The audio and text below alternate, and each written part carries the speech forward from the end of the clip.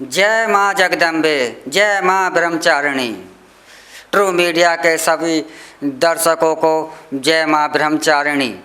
आज नवरात्रि का दूसरा दिवस है और दूसरा दिवस हम माँ ब्रह्मचारिणी के रूप में मनाते हैं। ब्रह्मचारिणी वह माता जिनके एक हाथ में कमंडल है और दूसरे हाथ वर मुद्रा में है। वह सदा वर ही देती रहती हैं और इनका वाहन पैर है। अर्थात ब्रह्मचार्य का पालन करना ही ब्रह्मचार्य क्या है? ब्रह्मचार्य है स्वयं को संयमित करना, स्वयं को संयमित करना, अपने विचारों को संयमित करना, अपने कार्यों को संयमित करना, अपनी बुराइयों को ख़त्म कर अच्छाइयों को उदय करना, और माता के माँ उस जगत जननी के, उस सदाशिव ईश्वर के और आत्मा को परमात्मा की ओर अग्रसर करना ही ब्रह्मचार्य का नियम है।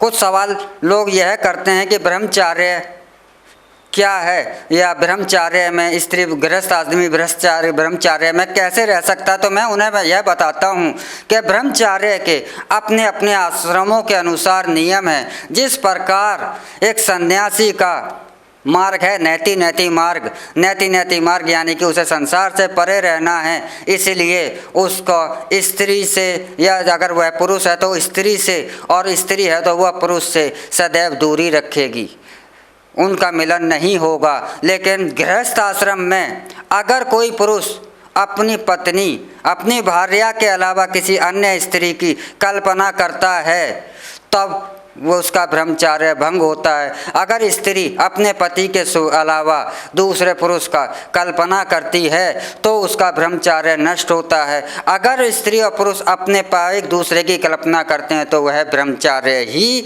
माने जाते हैं। तो आपको इस ब्रह्मचार्य का यह नियम भी समझना चाहिए, क्योंकि आपने धरती पर आपने जब माता का बिछौना करा और माँ के आंचल पर प्रथम दिन सोए तो अगले दिन माँ आदेश देती है कि आप अपने नियमों को, अपने आप को संयमित करो, क्योंकि आने वाले दिनों में मैं आपको एक महाशक्ति प्रदान करूँगी। एक वह शक्तियाँ, यह नवरात्रों का जो महापर्व है यह अष्ट सिद्धियों को देने वाला है और नव निधियों को देने वाला है। अष्ट सिद्धि क्या है? अष्ट सिद्धि वही है जिससे कि संपूर्ण संसार ये चलायमान है। नव निधियाँ यानी कि 9 अमृत, 9 अमृतों को देने वाला है। तो इस 9 अमृतों को लेने के लिए आपको 9 के 9 दिन कठोर तप करना है, कठोर साधना करनी है। बिना साधना के कुछ नहीं मिलता, बिना परिश्रम के कुछ नहीं मिलता। यही माँ ब्रह्मचारिणी आपको बताती हैं कि आप अपने को संयमित करो, कुछ पाना है तो तभी आपको कुछ मिलेगा। तो ब्रह्मचारिणी माँ का यही महिमा है। ब्रह्मचारिणी माँ बहुत कुछ, सब कुछ देने वाली हैं। ज्ञानी को ज्ञान देती हैं, धनवान को धन देती हैं।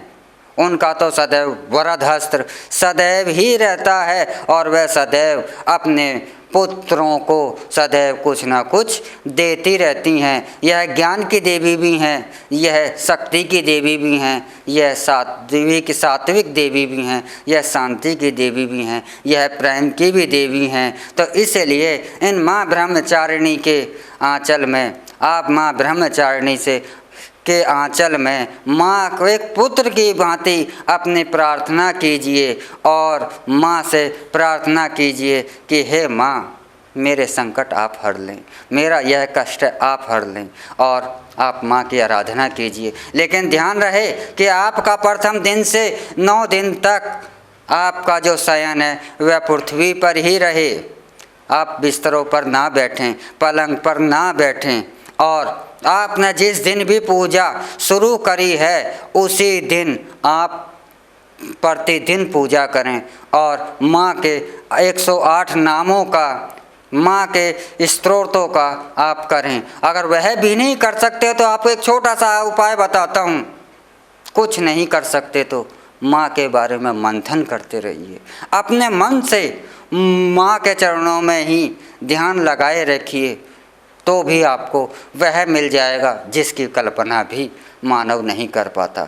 इसी के साथ मैं विदा लेता हूँ। जय माँ ब्रह्मचारिणी, सबका कल्याण करें। हे माँ ब्रह्मचारिणी, सभी भक्तों की मनोकामना पूर्ण करें। इसी प्रार्थना के साथ हम फिर मिलेंगे कल माँ के नई सब रूप के साथ, नई कथा के साथ। और जब तक हमारे चैनल ट्रू मीडिया ज्योतिष विज्ञान को आप लाइक करते रहें, शेयर करते रहें, कमेंट करना बिल्कुल भी ना भूलें। और जो नए दर्शक हमारे इस चैनल से जुड़ रहे हैं वह सब्सक्राइब भी करें, ताकि हमारी नई जानकारी तत्काल जल्दी से जल्दी उन तक पहुंचती रहे। इसी के साथ जय माँ ब्रह्मचारिणी, जय माँ अम्बे, जय माँ जगदम्बे।